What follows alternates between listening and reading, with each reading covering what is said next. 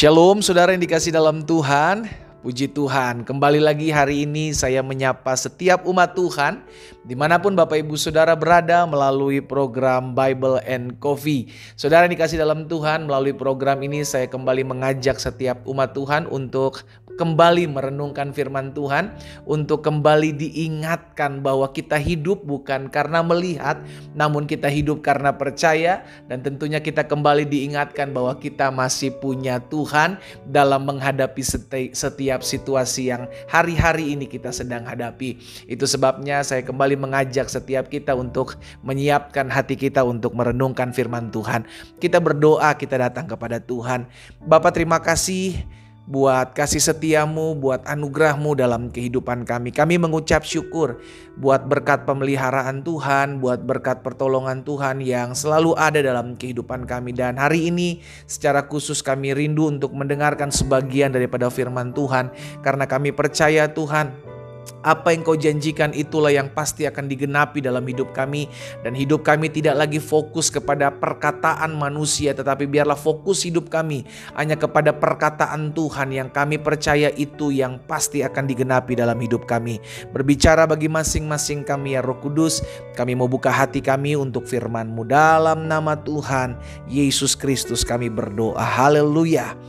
Amin, amin. Puji Tuhan. Nah saudara yang dikasih dalam Tuhan, suatu kali Musa menyampaikan pesan Tuhan kepada bangsa Israel ketika mereka akan memasuki tanah yang dijanjikan Tuhan, bahwa mereka akan menerima suatu negeri yang berlimpah-limpah susu dan madunya. Di dalam Ulangan pasal yang ke-11, Ulangan pasal yang ke-11 ayat 8 dan ayat yang ke-9.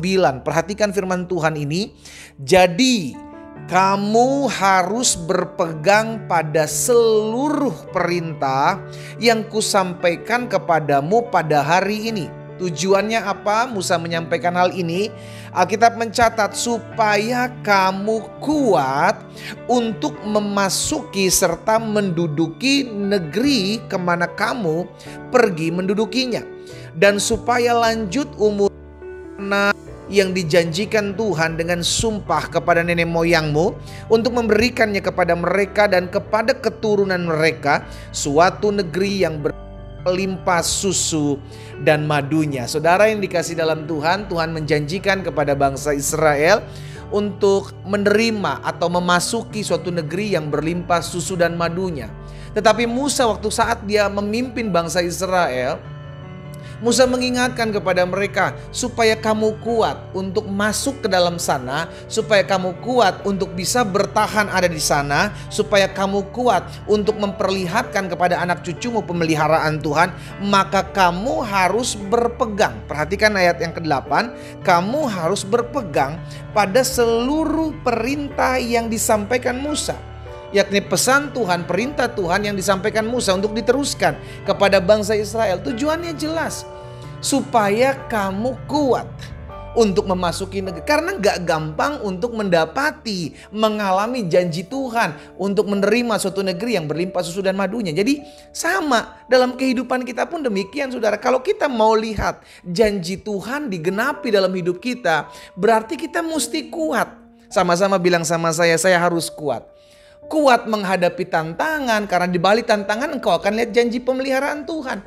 Kuat menghadapi proses, karena di balik proses engkau akan lihat tuaian yang dahsyat. Kuat menghadapi kekecewaan yang diizinkan Tuhan terjadi dalam hidupmu.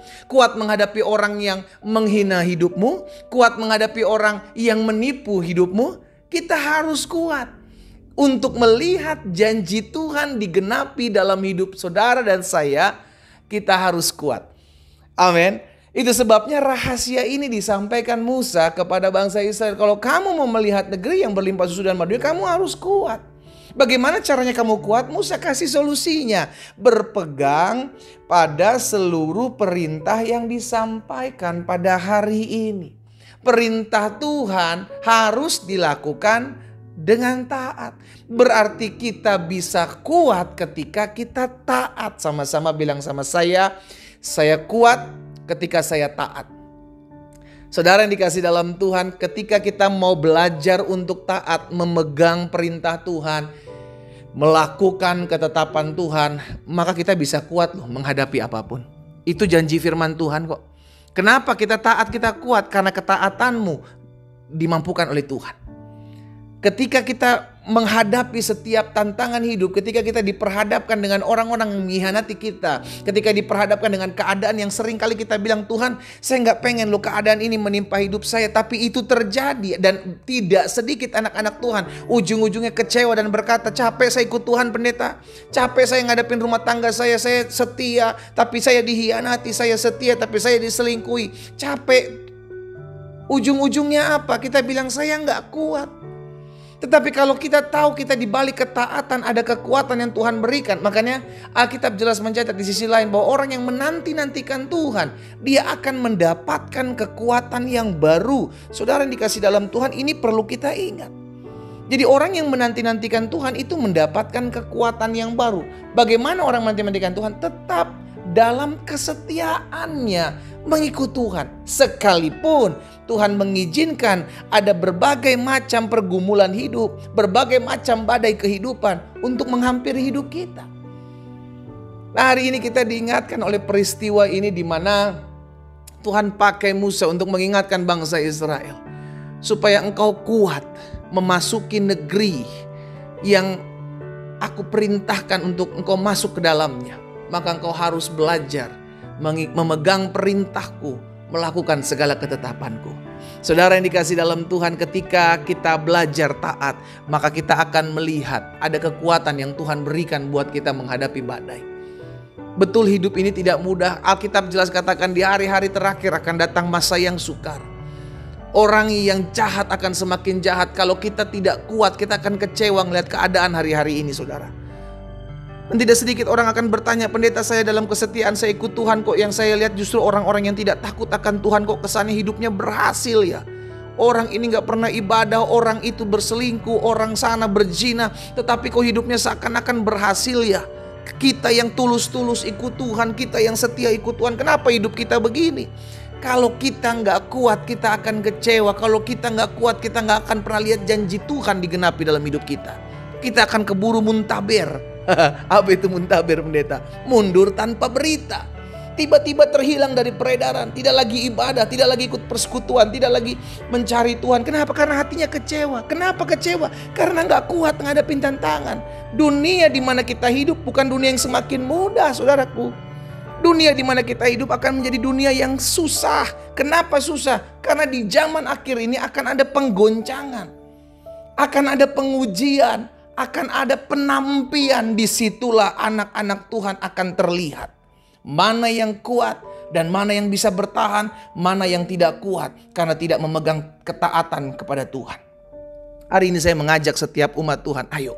Engkau mau melihat menghadapi badai hidupmu dan melewati badai hidupmu dan kau lihat janji Tuhan digenapi. Engkau harus kuat. Bagaimana caranya engkau kuat? Alkitab sudah mengajarkan kepada setiap kita. Ketaatan kepada perintah Tuhan, ketulusan dalam mengikut Tuhan, kesetiaan untuk menjalani proses kehidupan.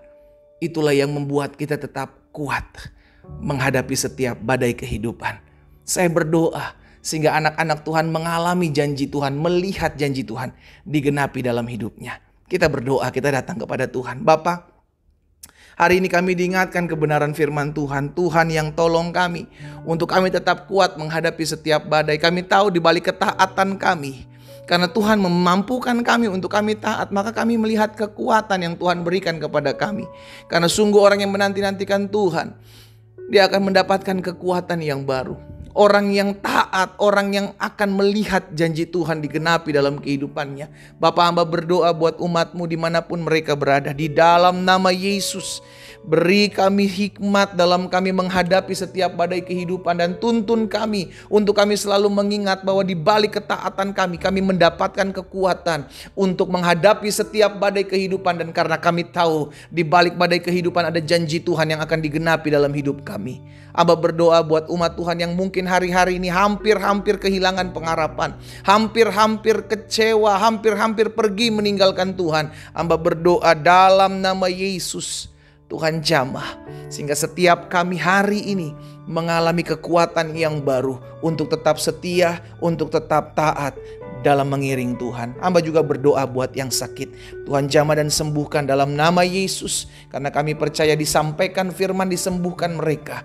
Kami terima dengan iman. Terpujilah namamu ya Tuhan. Di dalam nama Yesus Kristus Tuhan kami berdoa. Haleluya. Amin.